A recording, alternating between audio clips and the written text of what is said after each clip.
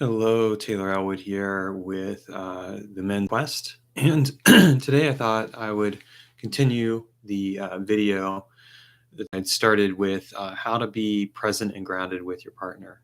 This is part two. And what I want to talk about today is the importance of breath and eye gazing. So, when we're in a situation where we come into conflict, I think one of the most important things to pay attention to and monitor is your breath. And the reason why is because the way you're breathing can physiologically either help you either cause you to stay in conflict or can cause you to um, go into a place of presence. And we always want the latter approach. We want to take a place of presence when we're in a situation where we're feeling conflict. So if I'm finding myself in an argument with somebody, I can, I'll usually feel it. First of all, I'll feel it in my body, in my chest, and my torso, and I'll usually feel kind of like shut down or restrictive or whatever. And one of the reasons I start to pay attention to my breathing then is to basically help me to breathe deep and relax and let go of that tension.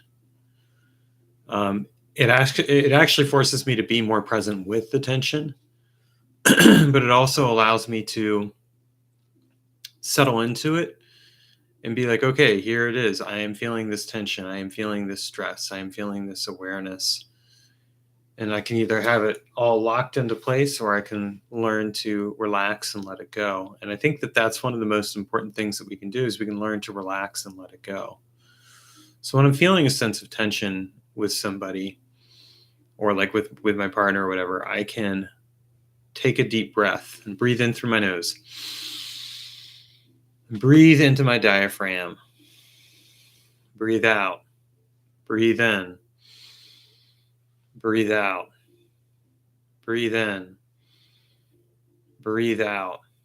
Learning to fully be present with your breath can also help you be more present in the situation. If you find yourself taking shallow breaths, it's actually an indicator that you're not fully present with yourself, let alone with the other person, because you're breathing shallowly. You're not opening yourself up to deeper perspective. You're not opening yourself to curiosity. Instead, you're staying kind of like in the red zone, as it were. We don't want to be in the red zone when we're with somebody and there's not agreement. We want to be curious and open. We want to maintain perspective. We want to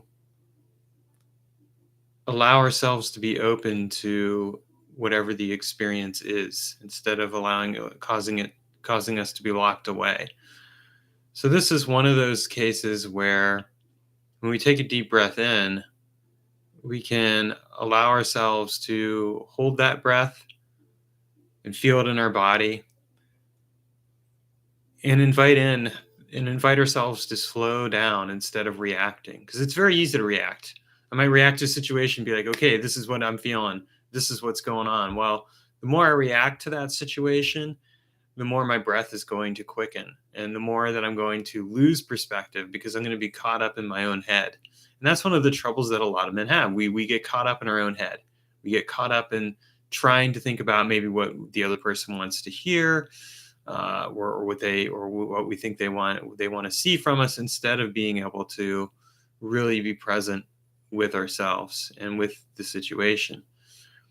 So it's important to recognize that. And I mean, I'll fully admit I'm guilty of that. I'm working so hard to not be that way, but sometimes I slip into nice guy mode. I start saying what I think she'll want to hear. I start saying or expressing things along the lines of like what I think this person wants, instead of being honest with myself or with her. And that ends up hurting the relationship. So what I've been doing lately is I'm taking deep breaths. When I get to the point where I'm like, okay, I'm in fight or flee or fawn mode here, I'm going to start taking a deep breath. The other thing that I do is I look into her eyes. I start eye gazing. I try to soften my eyes too, because by doing that, I'm inviting in presence. I'm inviting in awareness with her. I'm inviting in recognition.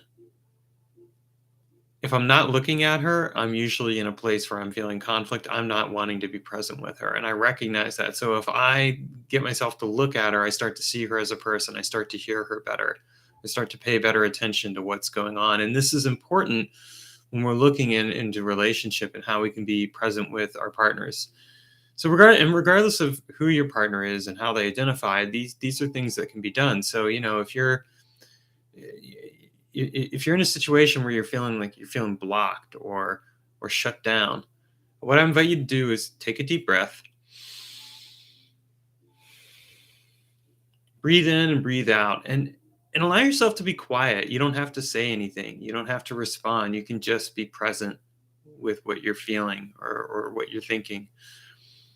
And then look into that person's eyes and allow yourself to see the person and be present with the person.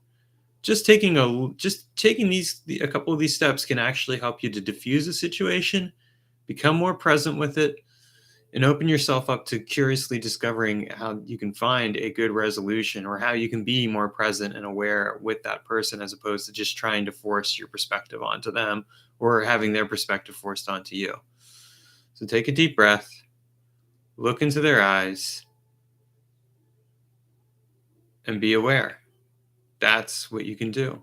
And that will, in and of itself, help you navigate a situation a lot better than if you're taking short breaths and you're panicking and trying to figure out what to say or what to do. Again, this is something I'm practicing a lot myself. I'm not pretending that I have it down completely. I definitely am working on it. And I want to normalize that because, you know, this is a process. This is something that we all have to learn. And it's not something we're taught. We're taught to lash out, we're taught to flee, we're taught to freeze. We're not taught how to be present with each other. And that's something that we just have to be gentle and show compassion toward if we're going to do that.